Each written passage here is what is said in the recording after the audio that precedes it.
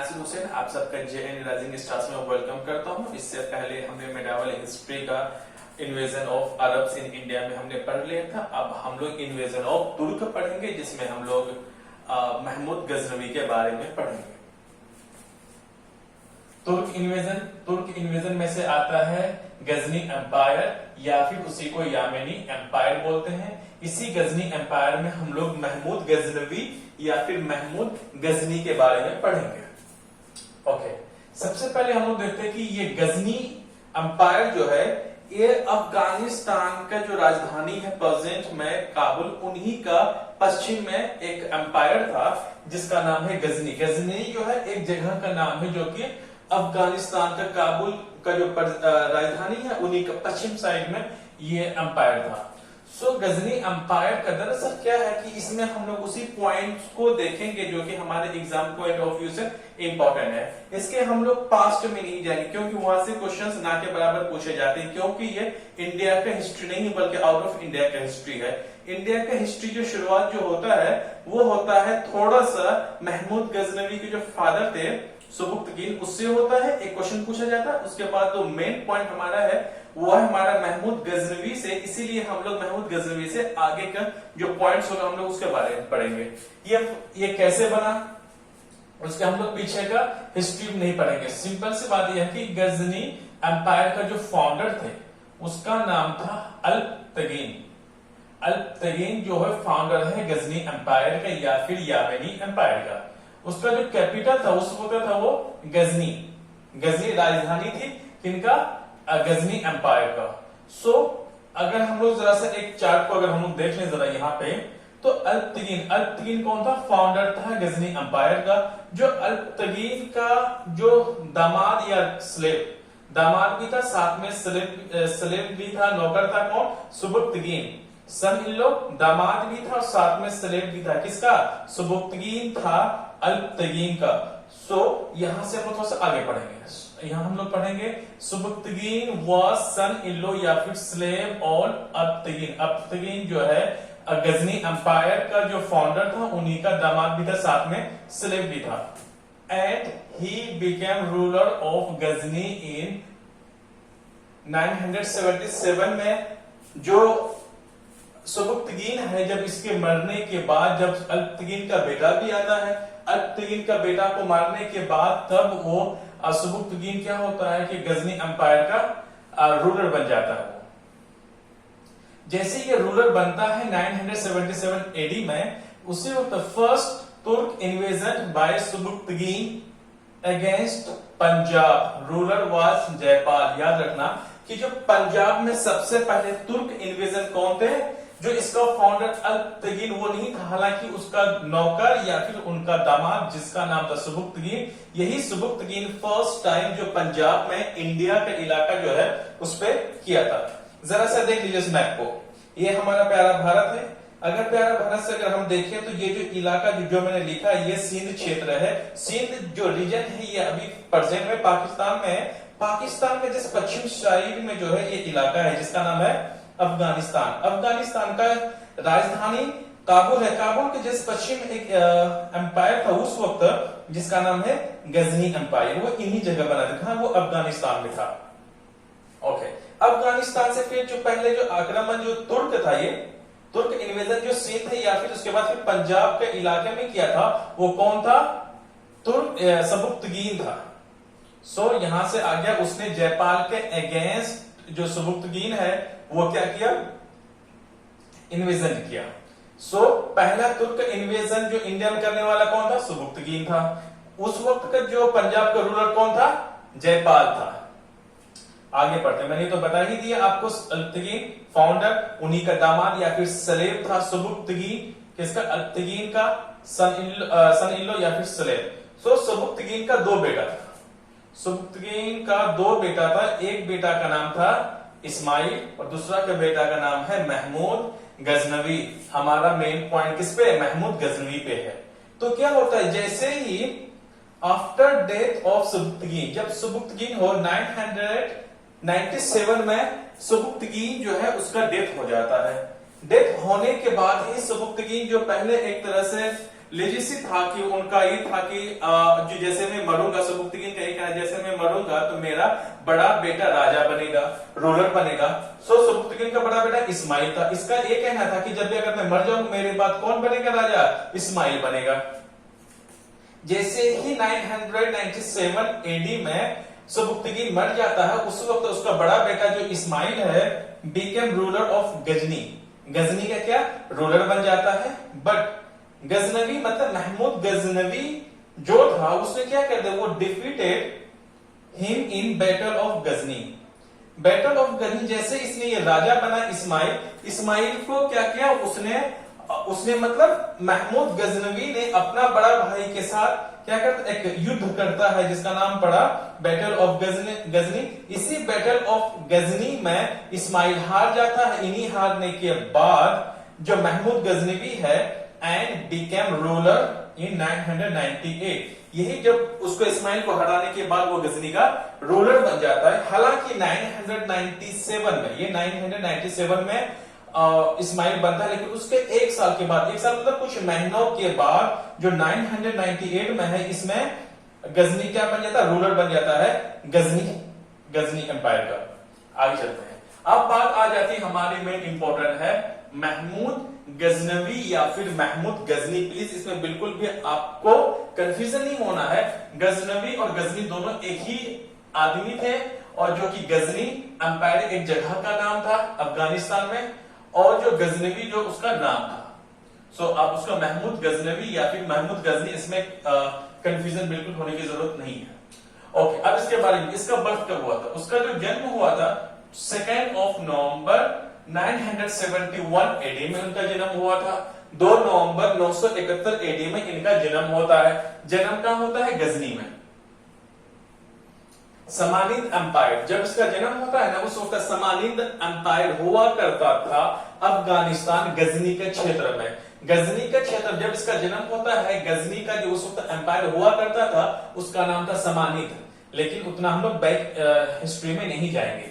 यही सो बर्थ इनका कहां, गजनी अफगानिस्तान में, जो प्रेजेंट डेट में उसका वहां जन्म होता है। फिर वो मृत्यु उनकी कब होती है, 30 अप्रैल 1030 में इसका डेथ हो जाता है, जब वो लास्ट इंडिया में जो इन्वेजन अटैक करता है, जाट रूलर से लास्ट अटैक करता है, इसके 3 साल के बाद वो मर जाता है। जितने भी इसके बारे में हम लोग पढ़ने वाले हैं 1030 से पहले की बात करेंगे। और अगर इसके बारे में अगर कुछ जानना है तो हालांकि इसका जन्म कब होता है, 971 में। जरा इसके बारे में और बता देता हूं। जब ये,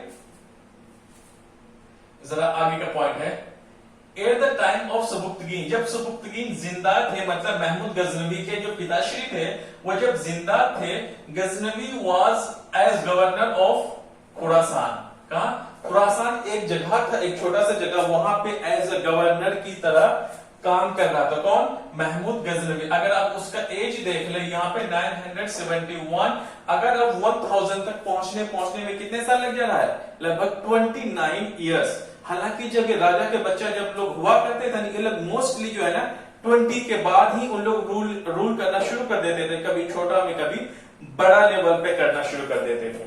सो उनका जो राजा बनने से पहले या फिर इंडिया में अटैक करने से पहले उसको उम्र कितनी थी, यहाँ पे लगभग 29 ईयर। इसीलिए 29 ईयर्स के बीच में जब सबुक्तगीन मतलब मोहम्मद गजनवी के पिताश्री जब जिंदा थे, वो खुरासान में एज ए गवर्नर की तरह काम कर रहे थे। उसके मरने के बाद फिर मैंने बता दिया कि इस्माइल बना। फिर इस्माइल को उसको हराने में लगभग 1 साल लग गया। उसके बाद फिर वो बन जाता है। जैसे उसके बाद उसका जो रूलिंग पीरियड होता है, रूलिंग पीरियड का मतलब गजनी एम्पायर, जो गजनी का रूलर बनने में जब वक्त है वो है रूलिंग पीरियड, मैंने नाम दिया है। रूलिंग पीरियड कब होता है उसका, 998 से लेकर के 30 अप्रैल, मतलब टिल डेथ, उसका मृत्यु तक, 998 से लेकर के उसका मृत्यु तक 30 अप्रैल 1030 तक का उसका क्या होता है, रूलिंग पीरियड रहता है। ओके, अब हमने तो पढ़ लिया। अब उसको हम लोग पढ़ते हैं कि एम्पायर एक्सटेंशन, कि आखिर उसका जो एम्पायर था, साम्राज्य कहां से कहां तक फैला हुआ था जब एक राजा बना था। कहां का, गजनी एम्पायर का। North west Iran to Punjab. कहां था, इसका अगर साउथ में देखें ईरान के बॉर्डर तक, north west part of Iran, क्योंकि अगर यहां देखें हमारा प्यारा भारत, आज के डेट में पाकिस्तान, अफगानिस्तान, जिस इसका पश्चिम साइड में कौन है, ईरान है, फिर इराक है, फिर यहाँ पे क्या सऊदी अरबिया है। सो उसका जो एक एम्पायर एक्सटेंशन था, उसका जो साम्राज्य फैला हुआ था नॉर्थ वेस्ट ईरान से लेकर के पंजाब तक, क्योंकि पंजाब में ही वो आक्रमण करता था 1000 AD में। इस पॉइंट हम लोग बाद में आएंगे। ओके, जब वो राजा बना तो उसी वक्त कैलिफेट या खलीफा, क्योंकि इस लोग मुस्लिम थे, क्योंकि इसी वक्त खलीफा जो था एक तरह से धर्म गुरु था, मैंने बताया था, जो कि मोहम्मद, प्रोफेट मोहम्मद के मरने के बाद जो उसका जितने भी सक्सेसर्स आए उन्हीं को कैलिफेट कहा जाता है। तो इसके भी वक्त में कैलिफेट था, जो कि एक तरह से उसको क्या शपथ दिलाया करता था। तो उसी का वक्त महमूद गजनवी के वक्त में एक था अल कादिर बिल्ला। अल कादिर बिल्ला एक कैलिफेट था, एक खलीफा था, उसने 2 टाइटल दिया किसको, महमूद गजनवी को। मैंने हिंदी में लिखा है इसको, यामिनी उद दौला। क्या नाम दिया, मतलब 2 उसने टाइटल्स दिया था। एक था यामिनी उद दौला। यामिनी उद दौला का मतलब होता है right hand of empire, empire का दाहिना हाथ, इसने दिया, 2 टाइटल दिया। साथ में जो सेकंड उसने जो टाइटल दिया था यामिन उद मिल्लत, इसका मतलब होता है प्रोटेक्टर ऑफ इस्लाम, क्योंकि इन लोग जिहाद का नाम पे उन लोग मुकाबला करता था। आगे का हम लोग पढ़ते हैं। आखिर उनका मुल्क हिंदुस्तान में अटैक करने का एम उद्देश्य क्या था, वो क्यों क्या था यहाँ पे, इसलिए क्या था क्योंकि ये ऐसा माना जाता है कि वो सेंट्रल एशिया में वो अपना बिल्कुल एक तरह से जो स्थापित है गद्दी को, बहुत ही एम्पायर को बहुत ही मजबूत बनाना चाहता था। उसके लिए उसको पैसे की जरूरत पड़ती थी, क्योंकि जब ये अटैक करने से पहले उसने मुल्क हिंदुस्तान हमारा उस वक्त बहुत ही ज्यादा एक तो विकसित था, बहुत अमीर अमीर लोग हुआ करते थे, बहुत सारे उसमें से राजा हुआ करता था, खास कर राजपूतों का वक्त चलता था। उस वक्त उसने यहाँ पे धन लूटने के लिए क्या किया, उसने अटैक किया। और उसकी कमजोरी मतलब कि जो मुल्क हिंदुस्तान में जितने भी हमारे राजपूत थे ना, उनके बीच में हमेशा से जब आप देखोगे कि जब आप शुरुआत से लास्ट में सबके आपस के बीच में हम लोग उन लोग का 36 का आंकड़ा रहता था, आपस में उनकी बनती नहीं थी। वो लोग सिर्फ क्या होता था कि एक दूसरे को मतलब पैर खींचने में थे। इसी वजह से ये कमजोरी ये जानते थे महमूद गजनवी, इसी का फायदा उठा करके, क्योंकि जितने भी अगर सारे राजा अगर एक साथ होते, सारे राजपूत अगर एक साथ होते तो हमारा मुल्क का जो अभी इतिहास वो बिल्कुल ही अलग होता।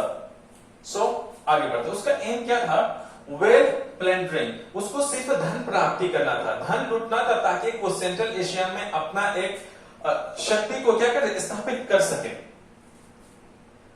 दूसरा था to build strength empire in central Asia, इसलिए वो धन लूटना चाहते थे जिसमें कि सेंट्रल एशिया वो अपना एक शक्ति को बना सके। सो नो एम, उसका ये इरादा नहीं था एम्पायर एक्सटेंशन इन इंडिया, इसको इंडिया में बिल्कुल भी नहीं था। आगे बढ़ते हैं, उद्देश्य पता चल गया, एम पता चल गया उसका। आगे बढ़ते हैं, जरा सा इसके बारे में जरा जो मैंने 2 लाइंस लिखा था, हालांकि जो 2 लाइंस है ना, आप एम्पायर एक्सटेंशन के बीच में आपको एक गैप बना लेना, आप वहीं पे लिखना है इसको, क्योंकि इसी लाइन पे ये फिट हो रहा है।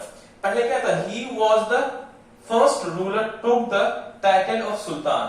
पूरे अगर आप देखें गजनी से पहले या फिर आप इन्वेजन ऑफ अरब से पहले जितने भी मुसलमान थे, सबसे पहला रूलर यही बना था जिसने किसका, सुल्तान की उपाधि लिया था, मतलब उसने टाइटल किसका लिया था, सुल्तान।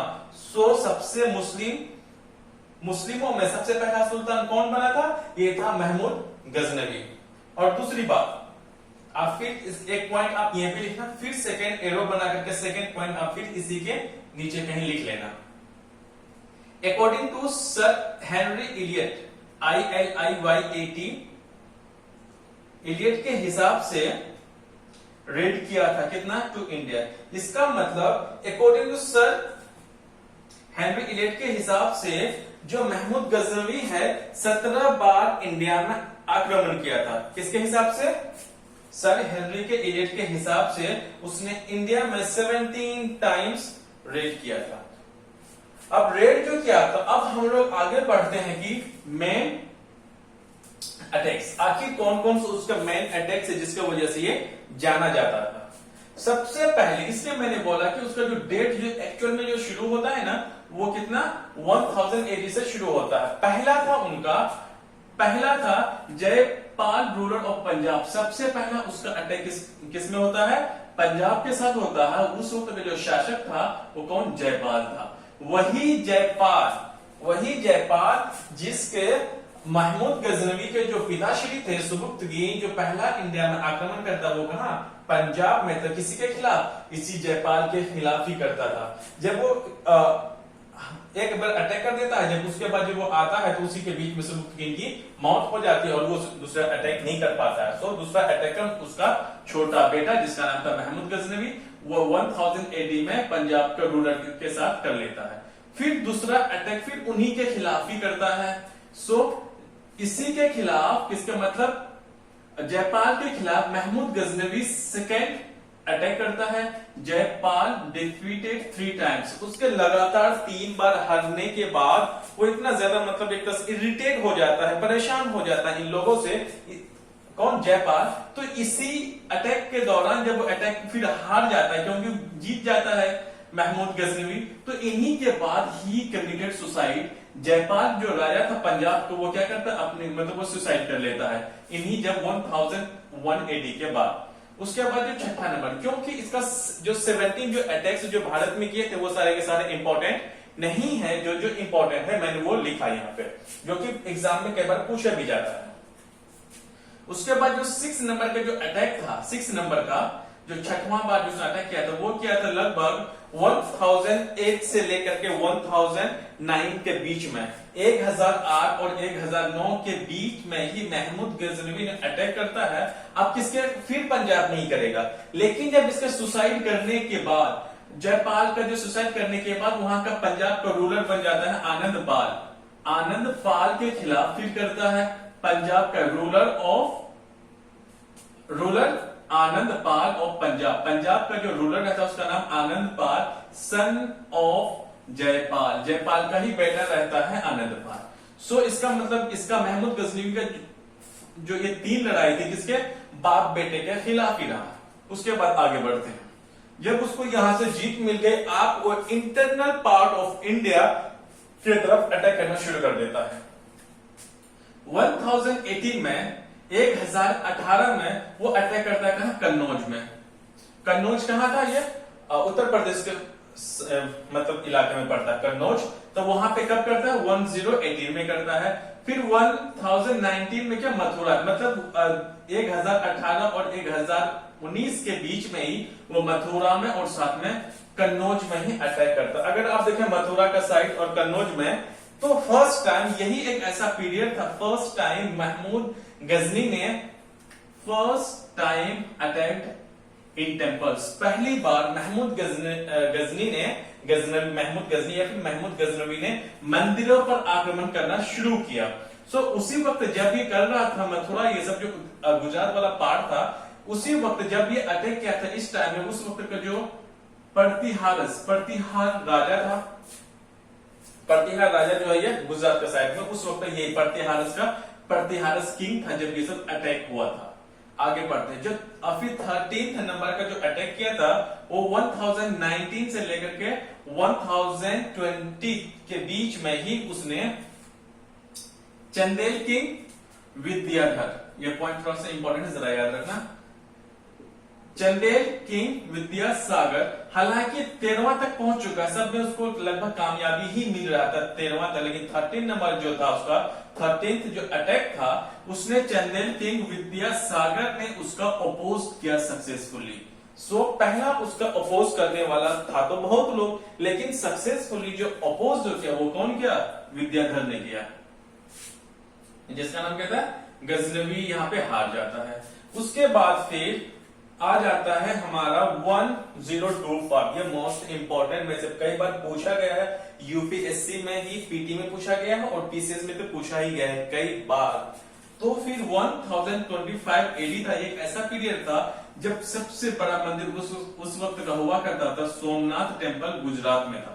इसी वक्त उसने सोमनाथ मंदिर में अटैक करता है। जो सोमनाथ मंदिर था वो कौन सा? शिव टेम्पल था।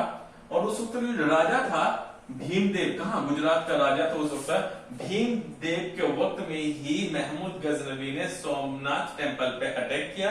ये कहा जाता है कि जब उसने अटैक किया था लगभग 20 लाख दिनार, लगभग 20 लाख दिनार वो यहां से लूट रहा था। ऐसा था कि जब इस पीरियड में 1025 एडी में जब वो महमूद गजनवी अपना लश्कर लेकर के जब आ रहा था अटैक करने में, एक बॉर्डर क्षेत्र के बाद कुछ जाट रूलर्स था, उसने क्या कहता कि आने के टाइम पे इन लोगों के साथ लूटपाट करता था। क्या था कि जो महमूद गजनवी जब भी वो अटैक करने के लिए इंडिया में आता था, वो बहुत मतलब लूट पाट मचाते हुए आता था। जब भी वो जहां पे लूट लेता था, जब भी धन को जब वो लूटने के बाद वो जल्दी से भागने के चक्कर में रहता था, घोड़ों में जैसे भी हो वो भागने के चक्कर में रहता है। जब इस वक्त जब इसमें अटैक कर रहा था, जिस वक्त वो आ रहा था, तो उसने उसी वक्त कुछ जाट रूलर्स था, उसने उसके साथ युद्ध वगैरह किया और वो सोमनाथ युद्ध करने के बाद सोमनाथ पे अटैक करता है। जब वो सोमनाथ टेम्पल में अटैक करने के बाद जब वो जा रहा था, रास्ते में जिस जाटों से उसने लड़ करके आया तो वही जाट उसका इंतजार कर रहा था। जब वो यहां से आया तो कुछ जाटों ने उसका 1027 एडी में इसी जाट ने क्या किया, उसे लूटपाट करना शुरू कर दिया था।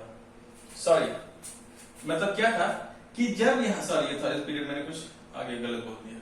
1000 एडी में जब उसने अटैक किया, जब इसी में जब वो वापिस जा रहा था, जाते वक्त जाटों ने महमूद गजनवी से क्या होता है, आमना सामना होता है। उस दौरान में जो यहां से जो दिनार से लेकर के जा रहे थे, जो यहां से धन जो लेकर के सोना लेकर के जा रहा था, तो कुछ सोना जो है यही जाटों ने लूट लेता है।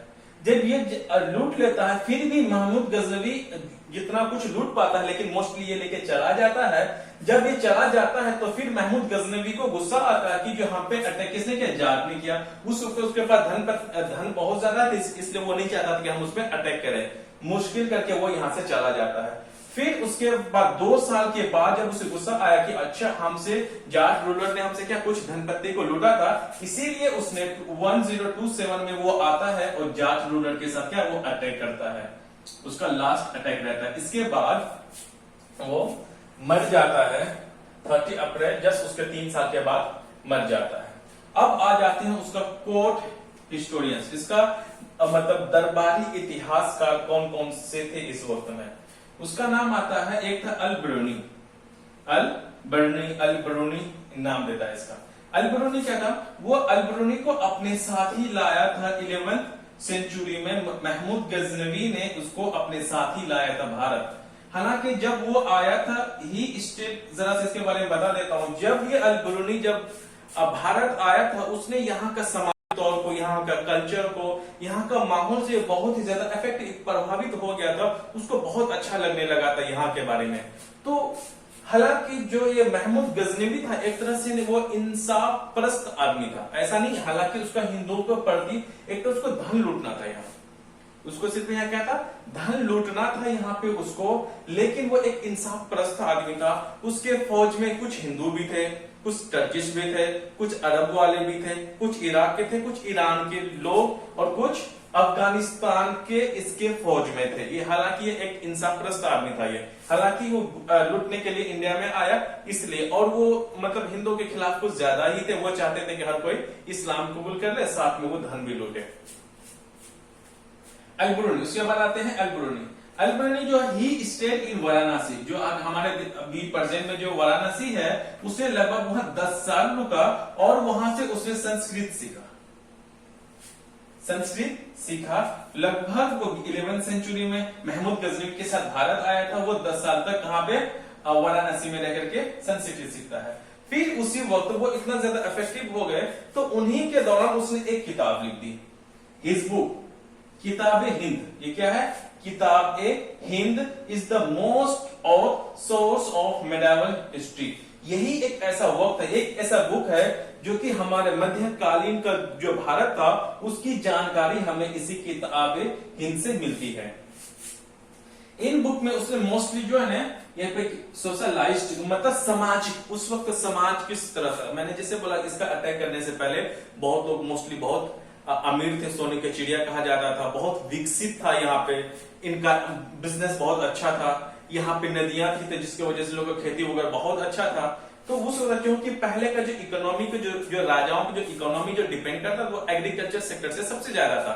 नदियां होने की वजह से इन लोग बहुत ज्यादा विकसित थे, तो वो इतना ज्यादा मतलब उससे इफेक्टिव थे। उसने किताब हिंदी लिखा जिसमें उसने मेडावल हिस्ट्री के बारे में हमें पढ़ने की जो पढ़ते हैं हम लोग इसी बुक से मिलता है। सोशलिस्ट सबसे पहले उसने सामाजिक सोशलाइज्ड सामाजिक साथ में कल्चर के बारे में उसने लिखा है। आ जाते हैं उसका फिरदौसी, नेक्स्ट है फिरदौसी को देखते हैं। He written biography of Ghaznavi, Ghaznavi का लिखा, गजनवी का बायोग्राफी कौन सी बुक में लिखा था? शाहनामा बुक में। शाहनामा किसने लिखा? फिरदौसी ने इसका रचना की। इस शाहनामा का मतलब होता है द बुक ऑफ किंग। बाद में फिरदौसी के है ओडिसी ऑफ पर्सियन भी कहा जाता है।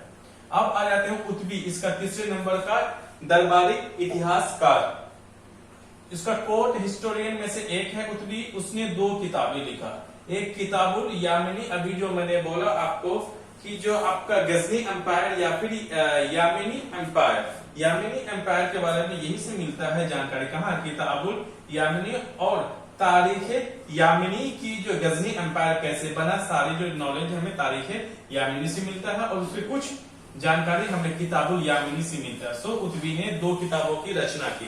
पहली किताब थी किताबुल यामिनी और दूसरी है तारीख यामिनी। इस हिसाब से मैंने बता दिया। अब आपको जिसको भी अगर पीटी का अगर एग्जाम तो इससे तो क्लियर हो जाएगा। अगर आपके पास कोई बुक है तो प्लीज आप उसे एक बार सिर्फ देख लिया करें, आपका कॉन्सेप्ट क्लियर हो जाएगा। और जो मैंने बताया आरआरबी हो गया, एनटीपीसी, रेलवे, पीसीएस के एग्जाम्स कई बार एमसीक्यू जो पीटी है डायरेक्ट क्वेश्चन इन्हीं से ये आता है। अब हम लोग इसका जो नेक्स्ट पार्ट है हम लोग फिर गौरी को लेकर के आएंगे, मोहम्मद गौरी को। Thank you very much.